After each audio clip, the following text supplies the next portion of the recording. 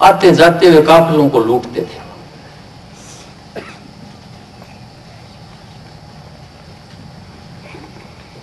एक बार एक काफिला आ रहा था,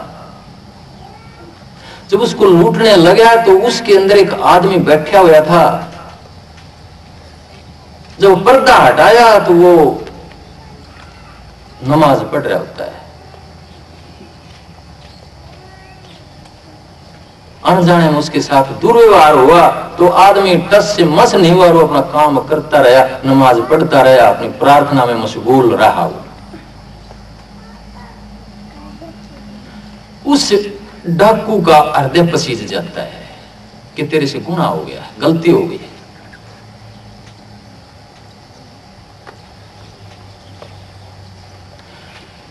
तो उसकी अंतर की आत्मा उसको झकझोरती है कि काफिर तूने ये क्या किया, ये खुदा का बंदा और इसके ऊपर तूने जुल्म किया है।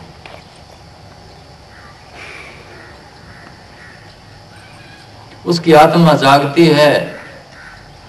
तो जब घर आता है तो सो नहीं पाता है, रात को वही चीजें उसको बार बार देखती हैं, वही हत्याएं, वही रोने की बिलखने की आवाजें, वो उसको सोने नहीं देती। जैसे महाभारत के युद्ध के बाद पांडवों को सोने नहीं दिया उन किलकारियों ने, उन हत्याओं ने, उन लाशों ने। चारों तरफ वही किलकारियां नजर आती हैं, वही रोते हुए रूप नजर आते हैं कि परम हत्याएं की गई हैं। तब वो जाते हैं कृष्ण महाराज के पास कि महाराज हमारा तो जीते जी नरक हो गया, तो कहते थे कि हम स्वर्ग मिलेगा हमें। तब वो उनको उपाय बताते हैं, संक्षेप में बताऊंगा क्योंकि पहले बता चुका हूं इस बात को मैं, कि उनको यज्ञ करने की सलाह देते हैं। उसमें कहते हैं कि यज्ञ की पूर्ति जब होगी जब यज्ञ में घंटा बजेगा। ऋषि मुनियों को बुलाया जाता है, फिर जब घंटा बजता है, शंख बजता है, तब जाकर के उनके यज्ञ की पूर्ति होती। कौन सा यज्ञ है वो जिसमें घंटा और शंख बजते हैं? वो योग यज्ञ है, जिसको गीता में श्री कृष्ण भगवान ने योग यज्ञ कहा है। द्रव्य यज्ञ, तपोयज्ञ और योग यज्ञ। जब आत्मा जागती है तो उसको योग यज्ञ कहा गया है।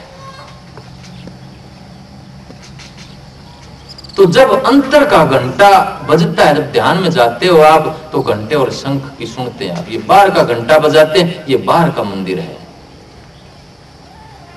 लेकिन असली घंटा और शंख हमारे अंतर में है। जब तक अंदर के घंटे और शंख नहीं सुने जाते हैं, तब तक मंदिर में जाने की पूर्ति नहीं होती। चाहे सारी जिंदगी आप मंदिर में जाकर के घंटे बजाते रहना।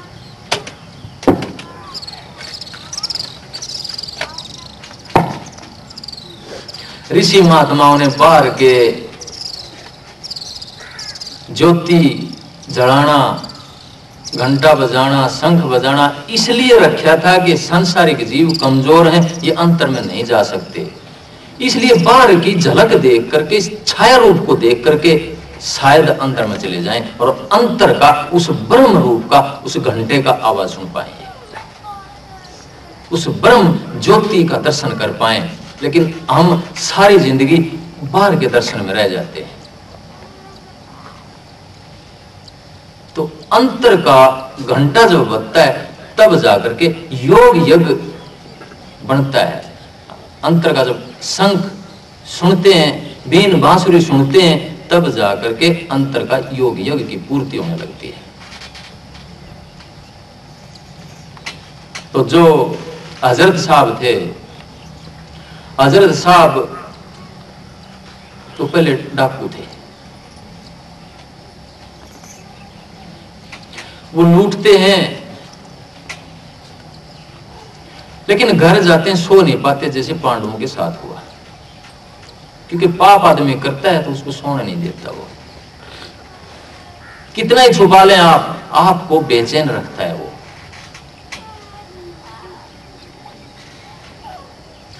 तो सुबह उठता है संकल्प करता है कि मैंने जो कुछ जिसका लूटा मैं सबका वापस करके आऊंगा।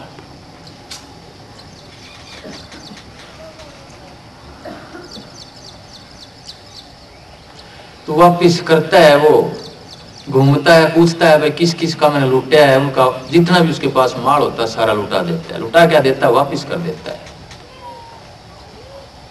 एक यहूदी के पास जाता है, यहूदी कहता है कि मैं तेरे को माफ नहीं कर सकता। कोई विवेक की बुद्ध यहूदी था। वो कहने लगा कि मेरा जो ये मिट्टी का टिल्ला है सारा उठाना पड़ेगा तेरे को, मैंने खेती करनी है, खेती कर, मेरी नौकर बन, तब तेरे को माफ करूंगा।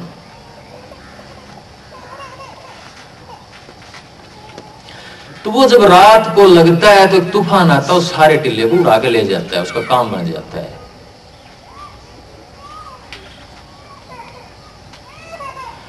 वो जाता है यहूदी के पास कि जी आपका काम उस खुदा ने कर दिया।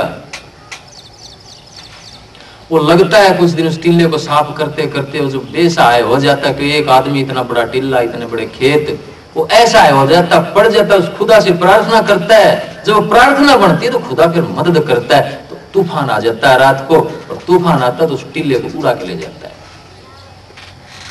हम कहते हैं कि परमात्मा दर्शन दे, परमात्मा इस तरह से दर्शन देता, हमें दिखता नहीं है। फिर कहते हैं कि नहीं हुए दर्शन, तो हमें जरूरत होती है किसी भी चीज की, वो चीज आ जाती है, फिर भी कहते परमात्मा दर्शन दे। परमात्मा इसी रूप में आते हैं। अगर आप सपनों के परमात्मा में उलझे हुए हैं तो आपको सपनों में दर्शन होंगे, लेकिन सपना कितनी सच्चाई हो सकता है ये आप खुद जानते हैं। जब परमात्मा अपने रूप में आता है, जब बुद्ध के अंदर ज्ञान प्रकट होता है, जब स्वामी महावीर स्वामी के अंदर ज्ञान प्रकट होता है, तो उस ज्ञान को प्रकट होने के बाद उसको क्रियात्मक पहलू, क्रियात्मक जामा पहनाने के लिए वापस इस दुनिया में आ जाते हैं, भला करने के लिए लोगों का। उस मुक्ति को छोड़ करके मुक्ति के द्वार से वापस आ जाते हैं कि जब तक ये भी मुक्ति के हिस्सेदार नहीं बनते ये लोग, तब तक मैं भी मुक्ति को नहीं भोगूंगा। ऐसा ही करते हैं। जिसके अंदर ऐसा विचार होता है जो दुनिया के लाभ का, दुनिया के फायदे का विचार लेकर के निकलता है, मुक्ति का वो अधिकारी होता है। वो जागता है अंतर में, उसकी मदद करता है वो खुदा। और जो अपने लिए अपापोक्य होकर के चलता है, उसका जागने का टाइम बड़ा देर से आता है।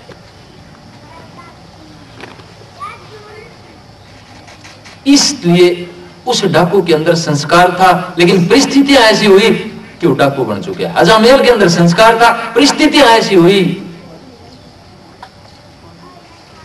कि वो व्यभिचारी बन गया। तो यहूदी कहता है कि मैं अब भी माफ नहीं करता तेरे को। कि क्यों नहीं माफ करता? कि तेरा पश्चाताप अभी पूरा नहीं हुआ है। वो कहता और क्या चाहिए तेरे को? खूब सेवा करता है, कई दिन हो जाते हैं कि मेरी क्या गलती है, मेरा क्या गुनाह है कि मैंने इतनी भारी सजा दी जा रही है। वो देखता है उसकी आंखों में पश्चाताप के आंसू। वो कहता है कि मेरे सिरहाने पे एक पोटली रखी है, उसमें मिट्टी रखी है। नहीं, ये नहीं कहता। वो कहता है कि इसमें पोटली रखी है, उसमें असरफियां हैं, वो मुझे दे निकाल करके। वो उठा करके देखता है, वो खोलता है तो उसमें असरफियां निकलती है। यहूदी क्या कहता है उसको?